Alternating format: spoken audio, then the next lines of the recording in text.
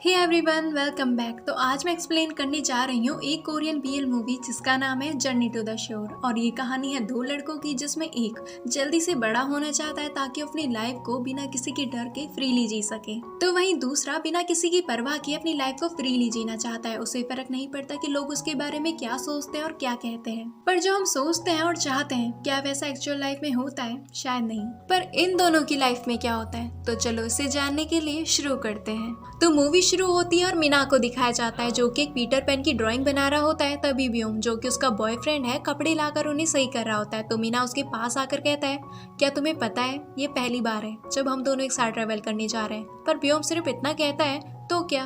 तो फिर अगले दिन मीना ट्रेन स्टेशन पर ब्योम का बहुत देर से इंतजार कर रहा होता है। और जब ब्योम वहाँ पे पहुँचता है तो मीना उससे पूछता है, इडियट, क्या तुम्हें पता है अभी टाइम कितना हो रहा है? ब्योम उससे पूछता है कि क्या अभी अभी उसने उसे इडियट बुलाया? पर मीना उसे चुप होने को कहता है और जल्दी से खींच के ले जाता है। तो वो दोनों ट्रेन में होता है और मीना ब्योम को बातें करने के लिए कहता है, पर ब्योम साफ मना कर देता है, जिससे फिर मीना मुंह फुला लेता है। पर उसे मनाने की बजाय ब्योम उसके कपड़ों को स्मेल करते हुए कहता है, तुम फैब्रिक की तरह स्मेल कर रहे हो, एटलीस्ट अपने कपड़ों को धोने की कोशिश किया करो। और फिर ये सुनकर मीना और भी ज्यादा मुंह फुला के बैठ जाता है। तो अब वो दोनों एक बीच पर पहुंचते हैं और ब्योम मीना से अपना हाथ छुड़वाता है। पर जब मीना उसका हाथ दोबारा से पकड़ता है तो ब्योम इधर उधर देखकर मीना से कहता है कि उसे यहाँ पर ऐसा नहीं करना चाहिए, लोग उन्हें देख सकते हैं। पर मीना उससे कहता है, पर यहाँ पर तो कोई भी नहीं है और क्या फर्क पड़ता है अगर वो हमें देख भी लेंगे, हम कौन सा उन्हें दोबारा देखने वाले हैं। तो अब ब्योम पूछता है कि अब वो दोनों क्या करने वाले हैं। तो अब फिर वो दोनों बीच पर ही खेलने लग जाता है। पर तभी ब्योम मीना को धक्का देता है जिससे वो गिरता है और उसे चोट लग जाती है।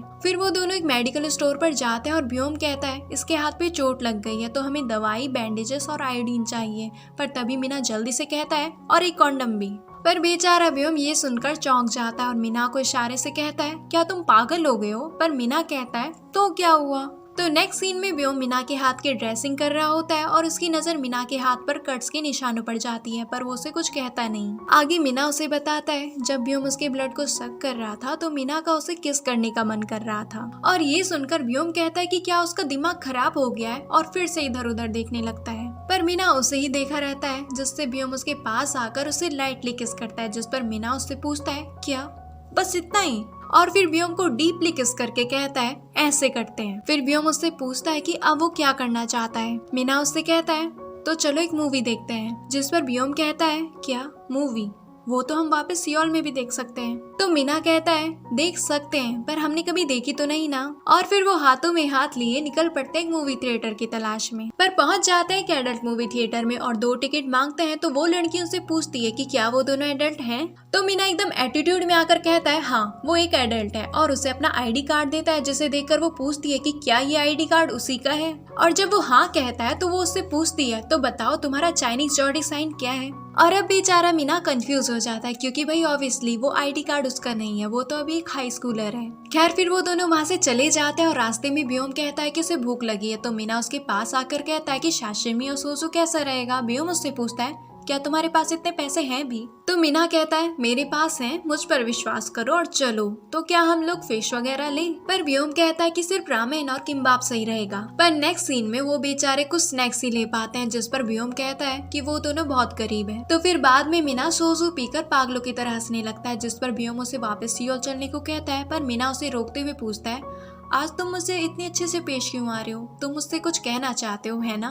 तो फिर ब्योम मुझसे कहता है, मैंने बहुत सोचा और अब मुझे लगता है कि हम दोनों को ब्रेकअप कर लेना चाहिए। और फिर वो वहाँ से उठकर चला जाता है। तब सीन शिफ्ट होता है पास में, जहाँ मीना और ब्योम क्लास में होते हैं। तो उनके पास कुछ लड़कियां आती हैं, जिनमें से एक मीना से हंसते हुए पूछती है कि उसने मीना को वहाँ देखा जहाँ गे लोग जाते हैं। और मीना को उसकी फोटो दिखाते हुए पूछती है कि जो लड़का उसके साथ खड़ा है वो कौन है, क्या वो उन्हीं के स्कूल से है। और फिर मीना का मजाक बनाते हुए उनमें से एक लड़की उससे पूछती है कि क्या मीना और वो लड़का अभी तक एक साथ सो चुके हैं। जिस पर इस बार मीना गुस्से में उठता है और उसी लड़की के चेस्ट पर एकदम से हाथ रखता है और फिर कहता है, घटिया महसूस हुआ है ना, यही तुम मेरे साथ कर रही हो। और फिर वो वहाँ से चला जाता है। वो लड़की उसके पीछे से उस पर चिल्लाने लगती है और ब्योम वहीं पे चुपचाप बैठा रह जाता है। और बाद में घर जाते हुए मीना से कहता है कि उसने आज क्लास में ऐसा सीन क्यों बनाया, लोगों को बताने से क्या अच्छा होने वाला है। तो मीना उससे पूछता है, तो क्या अब इस सब में उसकी गलती है?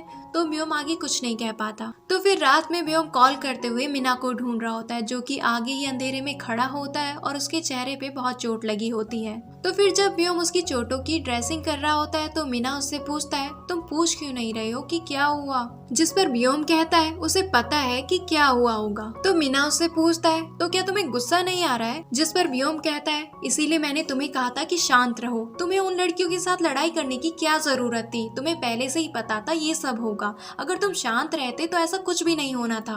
तो ये सब सुनकर मीना रोते हुए कहता है, मैं हमेशा तुम्हारा हाथ पकड़कर चलना चाहता हूँ, पर क्यों तुम हमेशा मेरे हाथ को छोड़ देते हो? मैं तुम्हें लोगों के सामने गले लगाना चाहता हूँ, किस करना चाहता हूँ, पर तुम ये नहीं चाहते। मैं हमेशा तुम्हारे साथ बाहर जाना चाहता हूँ, पर ये सब एक्सेप्ट करना तुम्हारे लिए इतना मुश्किल क्यों है?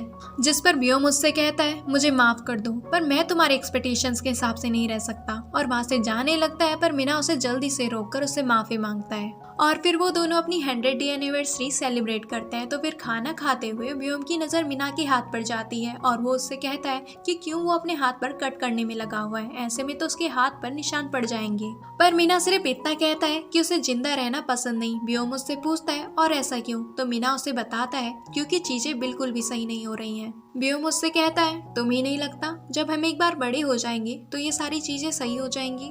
तो फिर बाद में जब वो दोनों एक साथ लेटे होते हैं तो मीना व्योम से कहता है कि जब वो पहली बार स्कूल में ट्रांसफर होके आया था तो एकदम लूजर लग रहा था। पर जब व्योम उसे कोई रिएक्शन नहीं देता तो मीना उससे पूछता है कि क्या वो गुस्सा है। पर अब की बार व्योम उससे कहता है, क्या तुम एक सीक्रेट जानना चाहते हो? यहाँ ट्रांसफर होने से पहले मुझे बुली किया गया था। तो व्योम पूछता है, क्या तुम उसे पूछोगे नहीं, क्यों? जिस पर मीना कहता है कि वो नहीं जानना चाहता। और अब उसे पता है व्योम उसे पब्लिकली अफेक्शन क्यों नहीं दिखाता है, क्योंकि वो पहले ही होमोसेक्सुअल होने की वजह से स्कूल में बुली हो चुका है। तो व्योम बस अब डरा हुआ है कि फ्यूचर में उनके साथ ऐसा कुछ ना हो। तो फिर से सीन शिफ्ट होता है प्रेजेंट में, जहाँ व्योम बस स्टॉप पर अकेले बैठा होता है। तो मीना उसके पास आकर कहता है, एक्सक्यूज मी सर, पर यहाँ से पहली बस 4 घंटे से पहले नहीं निकलने वाली है, तो क्यों ना वो दोनों किसी मोटल में एक रूम शेयर कर ले, और उसके पास कॉन्डम्स भी हैं। जिसे सुनकर व्योम हंसने लगता है और मीना से कहता है कि वो उसे कभी इग्नोर ना करे। और फिर से शीन पास्ट में जाता है, जहाँ व्योम स्कूल से अकेले घर जा रहा होता है। तभी उसकी नजर साइड में जाती है, जहाँ पर कुछ लड़के मीना के होमोसेक्सुअल होने की वजह से उससे घटिया घटिया बातें बोलते हुए उसे परेशान कर रहे होते हैं। और जब मीना की नजर व्योम पर जाती है तो व्योम अपना सर झुका लेता है। पर तभी उनमें से एक लड़का मीना के बालों को पकड़ते हुए पूछता है कि फोटोज में उसके साथ वो लड़का कौन था और वो उनकी बातों का जवाब क्यों नहीं दे रहा है। पर मीना उसके हाथ को साइड में झटक देता है, जिससे गुस्सा होकर वो सारे लड़के मीना को पीटने लगते हैं। पर व्योम मीना की मदद करने के बजाय वहाँ से सीधा चला जाता है। और अब तुम लोग सोच रहे होगे कि ये व्योम मीना की मदद करने के बजाय वहाँ से उल्टा क्यों चला गया। तो भाई तुम प्रैक्टिकली देखो, व्योम पहले ही अपने प्रीवियस स्कूल में इतना बुली हो चुका था कि उसे अपना स्कूल चेंज करना पड़ा। तो वो इस हालत में नहीं है कि इस नई स्कूल में भी बुली हो। और दूसरा तुम देखो, अगर व्योम मीना की मदद करने जाता भी तो क्या होता, उसकी हालत मीना की तरह होनी थी और कुछ नहीं, जो शायद मीना को भी अच्छा नहीं लगता। खैर व्योम आगे ही रो रहा होता है और शायद यही सोचकर कि वो मीना की उस टाइम मदद नहीं कर पाया जब उसे जरूरत थी, बल्कि वो मीना को इग्नोर करके वहाँ से उल्टा भाग गया। और मीना भी पीछे से आते हुए व्योम को इस तरह से देखकर रोने लगता है। और अब प्रेजेंट में भी वो रोते हुए व्योम को संभाल रहा होता है। पर तभी व्योम मीना से कहता है कि वो अभी भी फेब्रिज की तरह स्मेल कर रहा है, जिस पर मीना उससे कहता है कि वो इस टाइम पर ऐसी बातें कैसे कर सकता है। और फिर आगे व्योम से कहता है कि उसे एक फेवर चाहिए। और फिर वो दोनों दोबारा से समंदर के किनारे वापस जाते हैं, जहाँ पर वो पटाखे वगैरह जलाते हुए काफी मस्ती करते हैं। तभी व्योम खुश होकर मीना से कहता है, मैंने आज तक लोगों के डर से तुम्हारे लिए कुछ नहीं किया, पर भाड़ में जाए लोग, लेट्स कीप गोइंग आउट। जिसे सुनकर मीना खुश तो होता है, पर उससे कहता है, हे संगव्योम, मुझे भी तुमसे कुछ कहना है, मुझे माफ कर दो, बट लेट्स ब्रेक अप। और व्योम को एक लास्ट बार सैड स्माइल देता है। तो अब कुछ दिन बाद स्कूल में व्योम को दिखाया जाता है, जो कि चुपचाप मीना के लॉकर के आगे खड़ा होता है। तभी पीछे से एक लड़की कहती है कि क्या उस होमो ने स्कूल छोड़ दिया है। तो दूसरी लड़की बताती है, मैंने सुना है वो कहीं गायब हो गया है। तो फिर से वो लड़की पूछती है, तुम्हें क्या लगता है, क्या वो मर गया है?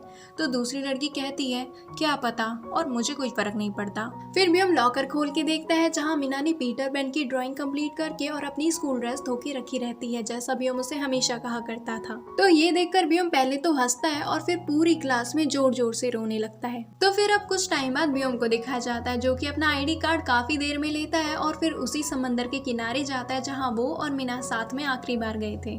और फिर व्योम पास्ट के बारे में सोचने लगता है, जब वो मीना से एक दिन कहता है, तुम्हें क्या लगता है जब हम एक बार बड़े हो जाएंगे तो क्या सब कुछ ठीक हो जाएगा? जिस पर मीना भी व्योम से पूछता है कि उसका मतलब क्या है। तो व्योम कहता है, मुझे नहीं पता, पर हम पैसे कमा सकते हैं, ड्रिंक कर सकते हैं, स्मोक कर सकते हैं और एक्स-रेटेड मूवीज देख सकते हैं। तो मीना उसकी इन बातों पे हंसते हुए कहता है, तुम सच में बच्चे हो, ये सब तुम ही करना। जिस पर बियो मुझसे कहता है, तुम क्या बात कर रहे हो, ये सब हम साथ में मिलकर करेंगे, वरना मजा कैसे आएगा। और फिर अब प्रेजेंट में बियो मीना की बनाई हुई पीटर पैन की ड्राइंग को देखते हुए रोने लगता है और इसी के साथ ये मूवी यहाँ पे खत्म हो जाती है। तो तुमने यहाँ एक बात नोटिस की होगी, इस मूवी में पीटर पैन का काफी जिक्र किया गया है। तो वो इसलिए क्योंकि इस मूवी का ही दूसरा नाम है पीटर पैन्स ड्रीम। तो चाहे वो मीना की ड्राइंग्स हो या फिर उसके रूम के पोस्टर्स, तो वो इसलिए जिस तरह से पीटर पैन बड़ा होना चाहता है पर बड़ा नहीं हो सकता, यानी कि उसकी एज नहीं बढ़ सकती। और वो इसलिए क्योंकि पीटर एक ऐसा लड़का है जो कि बड़े होने से डरता है, क्योंकि वो इस रियल वर्ल्ड की प्रॉब्लम्स और रिस्पॉन्सिबिलिटीज दोनों को फेस नहीं करना चाहता।